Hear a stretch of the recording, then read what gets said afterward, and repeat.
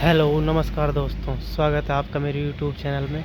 तो आज हम वीडियो में बात करने वाले हैं जो प्लास्टिक के जो कूलर होते हैं उनके कनेक्शन के बारे में, किस टाइप से उनके कनेक्शन होते हैं और कैसी मोटर उसमें लगी होती है, कौन कौन सी मोटर होती है, किस टाइप के स्विच होते हैं।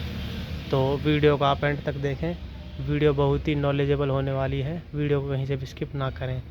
तो सबसे पहले हम देखते हैं कि प्लास्टिक के जो कूलर होते हैं उनमें एक हवा की मोटर होती है, एग्जॉस्ट मोटर, और उस मोटर में आप या तो 2 वायर निकल के आते हैं या फिर 4 वायर। अधिकतर अब जो कूलर चल रहे हैं उनमें 4 वायर निकल के आते हैं। तो सेम इसी टाइप से आपके 4 तार निकल के आएंगे, नीला, काला, सफ़ेद और लाल, इस तरीके से तार आएंगे। इनमें जो मेन डायरेक्ट वायर होता है या तो नीला होगा या फिर लाल होगा।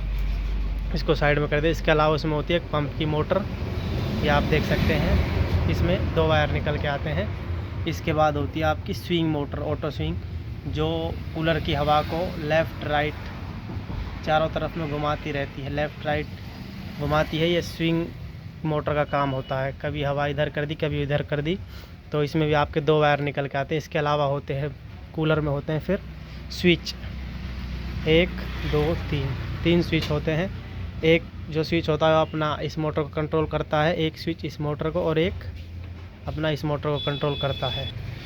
और इसके अलावा कूलर में जो एक चीज़ होती है वो होती है अपनी मेन वायर, इलेक्ट्रिक वायर, जो कूलर में बाहर से बोर्ड में से दे करके अंदर कूलर में सप्लाई आती है, वो ये होती है। तो सबसे पहले आप इसको समझने के लिए देखते हैं स्विचों को हम देखेंगे। स्विचों को गौर से देखने पे हमको दिखाई देगा, इसमें 1, आप देखोगे 1 2 और 3 लिखा हुआ है।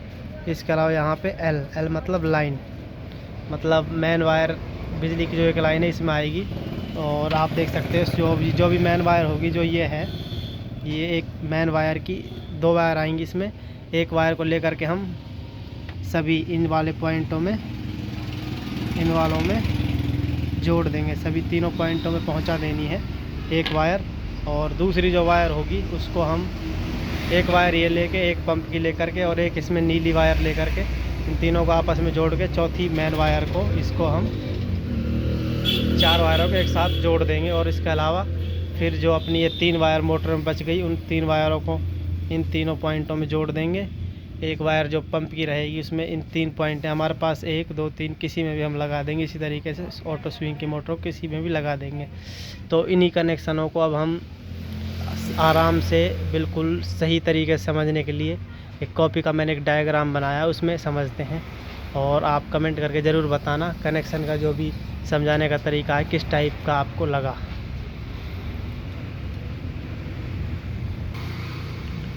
आप इस जो डायग्राम को देख रहे हो, सेम इसी तरह का डायग्राम मैंने ये है। यहाँ पे आप देख सकते हो, सबसे पहले कूलर की मोटर लगाई, इसमें अपने 4 वायर निकाले हैं। सामने पंप है, इसमें 2 वायर निकले हुए हैं, और ये स्विंग मोटर है, इसमें भी 2 वायर निकले हुए हैं। इसी तरीके से ये अपनी मोटर हवा वाली है, ये पंप है, ये स्विंग मोटर है। सेम इसी तरीके से 4 पॉइंट के 3 स्विच हैं, ये आप देख सकते हो 4 पॉइंट के 3 स्विच मैंने लगा रखे हैं। सेम इसी तरीके से आपकी वायर इधर आई हुई है, और सेम बिजली की मेन वायर यहाँ पे है। तब हम इन कनेक्शनों को समझने के लिए पेन के सहायता से मैं आपको समझा देता हूँ। सबसे पहले ये जो अपना बिजली का एक वायर है, इसको हम, जो ये अपने रेगुलेटर हैं,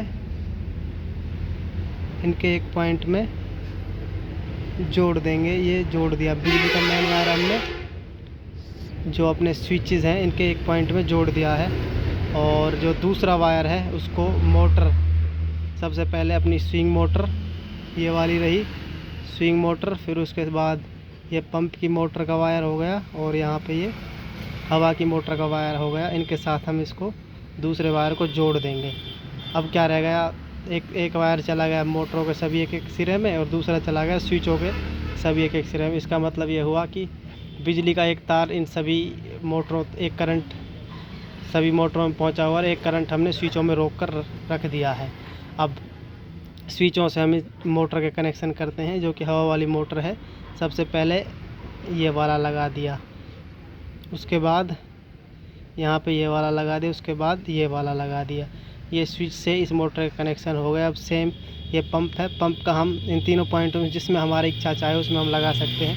इसमें लगाना चाहे इसमें लगा दे, इसमें लगाना चाहे इसमें, या फिर तीनों में भी एक साथ जोड़ करके टुकड़ा जोड़ करके वायर का लगा सकते हैं। और सेम इसी तरीके से यह हमने स्विंग मोटर के कनेक्शन इसमें जोड़ दिए। इस तरीके से हमारे प्लास्टिक के जो कूलर होते हैं उनके कनेक्शन होते हैं सेम इसी टाइप से। बस उसमें क्या थोड़ी प्रॉब्लम होती है, उसमें ये प्रॉब्लम होती है कि जो ये अपने इनके वायर हैं इनमें हम अलग से 1 मीटर 1.5 मीटर का वायर लेकर के उसको लंबा कर देते हैं। इसका भी वायर भी लंबा कर देते हैं, इसका भी लंबा कर देते हैं, इसका भी लंबा आता है। और ये सारे के सारे और जहाँ पे इनके मेन जो स्विच रेगुलेटर होते हैं वहाँ पे इनको लाया जाता है। और फिर हमको गौर से देखा जाता है कि कौन सा मोटर हवा की मोटर का है, कौन सा पंप का है, कौन सा ऑटो स्विंग का वायर है। उसके बाद हम कनेक्शन बिल्कुल इजीली कर सकते हैं। सबसे पहले हमको ये समझना पड़ता है कि कौन से वायर किस मोटर के हैं, और इस तरीके से आपके कनेक्शन हो जाते हैं सेम। तो वीडियो कैसी लगी कमेंट करके ज़रूर बताएं। Thank you.